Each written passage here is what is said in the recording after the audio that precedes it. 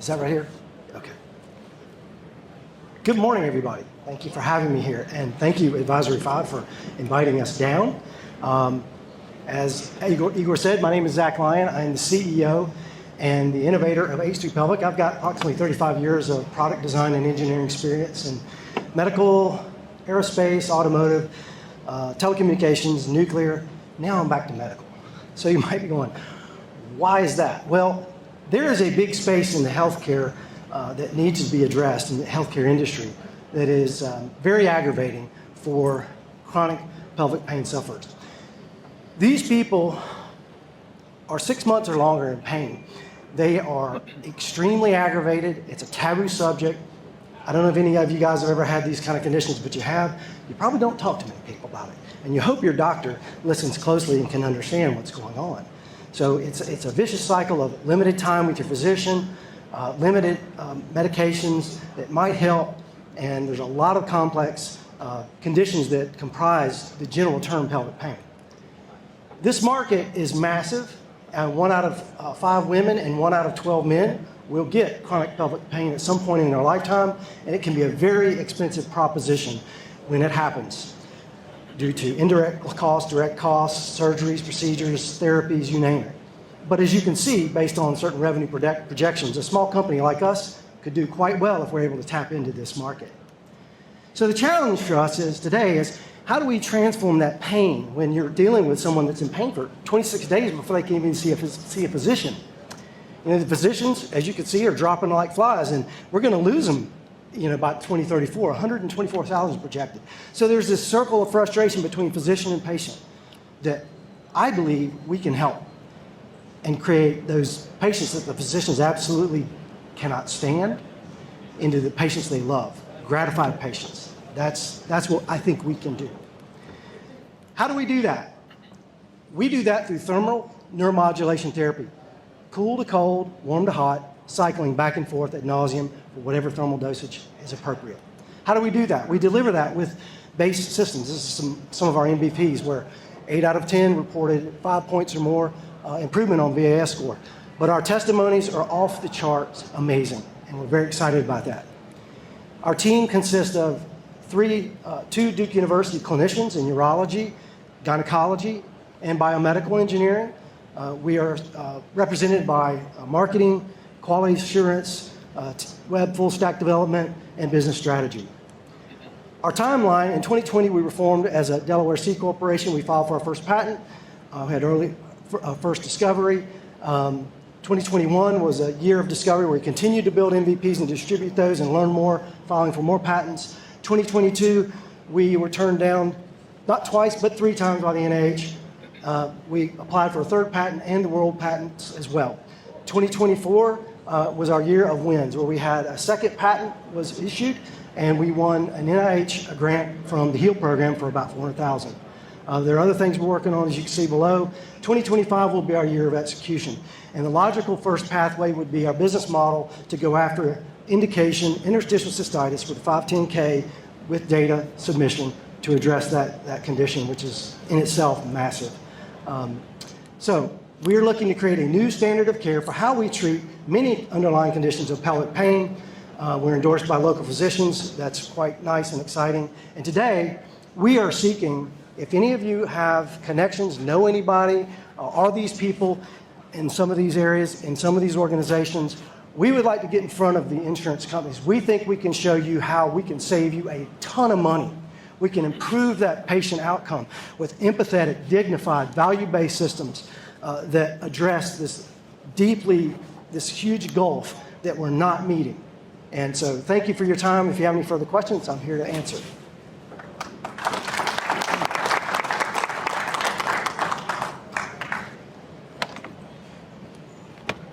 Great job. I think you kept to the time limit, and you hit the big tenets of what you need in your presentation with describing the problem, talking about the solution, and sort of going through your team and expertise. So I think you hit all the major points. I guess I was a little bit unclear. I'd probably say hit the problem just a little bit more up front with the visual, perhaps, and you can speak to the couple highlight ones. And then I wasn't quite clear. I understood the hot cold thing. I didn't quite understand like how does the device work, or am I sitting in an ice bath kind of thing, or is it an armband, or so I wasn't quite clear on that. And then this last slide was just, are you looking?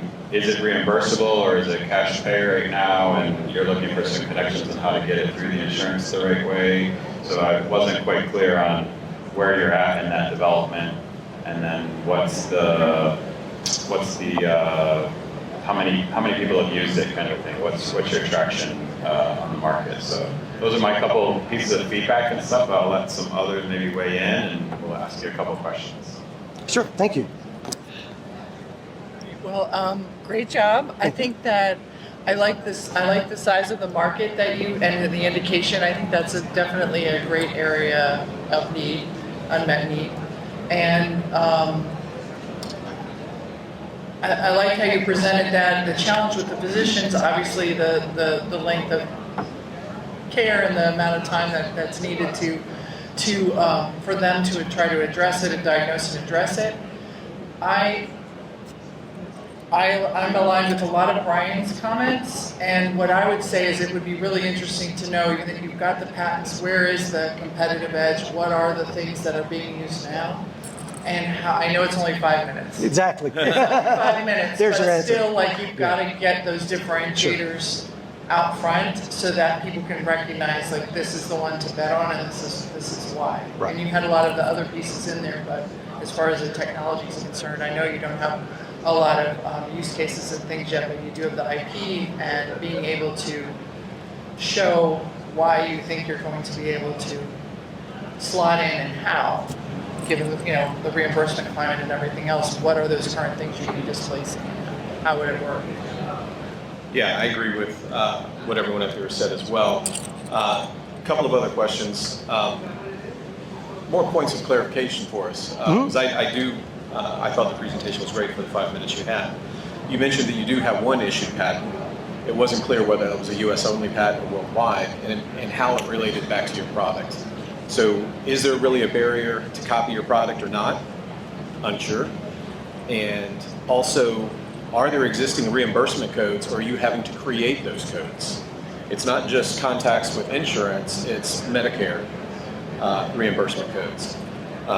And so I was curious, as a suggestion, whether they exist and what exactly the need is. Is it a regulatory person? Is it more legal, interacting with government regulations, getting those codes created?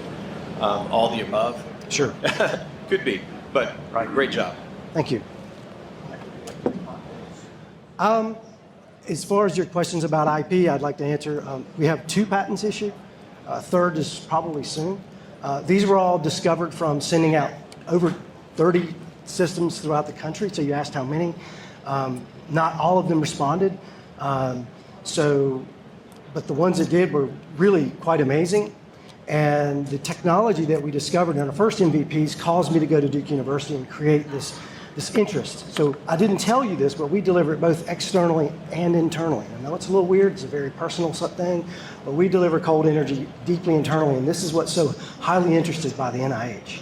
As well as we've applied for a $10 million grant with ARPA-H for women's health at home. So part of the problems with these conditions are they're personal. I mean, who likes to go to have the doctor touch us down there? I don't. And, we want to manage. And these conditions, by the way, they spiral out of control over time.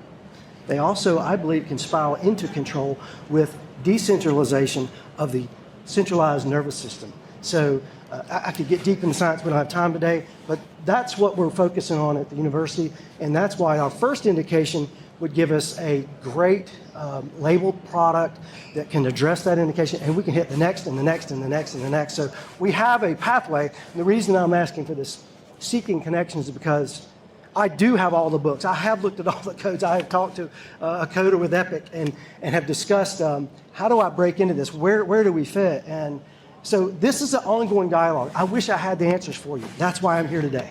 So if any of you guys know these people, tell them I want a seat at the table. Let's talk. I'd be happy to share with you the Please. process for getting those codes. Fantastic. Yours isn't working, I guess. joining, but I don't.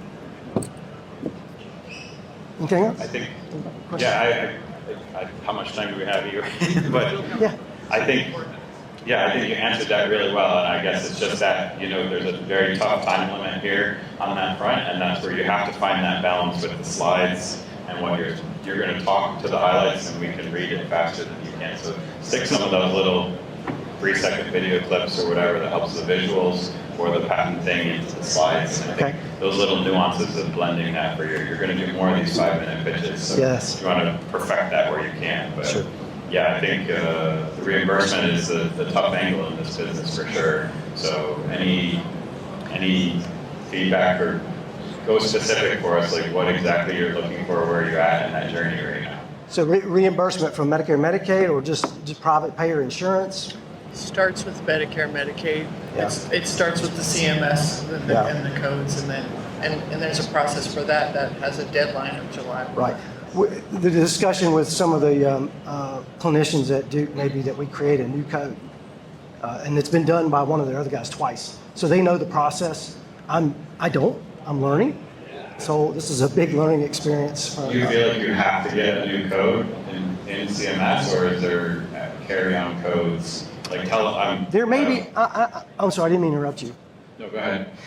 I'm understanding that in some of these categories there are an other code, a 99 code, that could be applied to, but I don't know what that really means, and I don't know what the value of that is.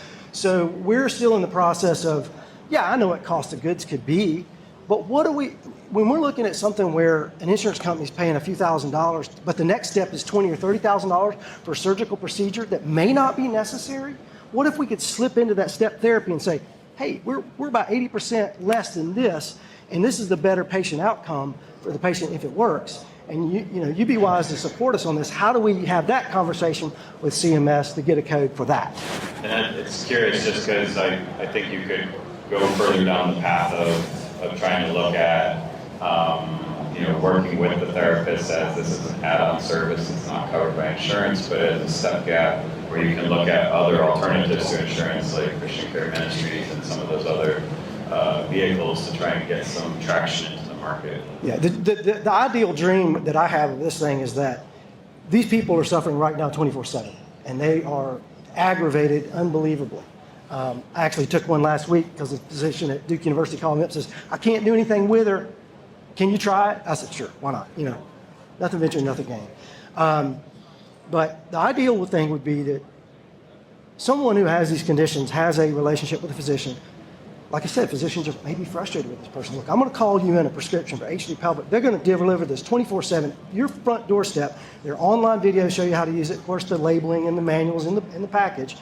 But this gives us the ability to address those people directly in the home, addressing hospital at home, dignified solutions. I could go into the other aspects of the business that would help the psychological condition of these people.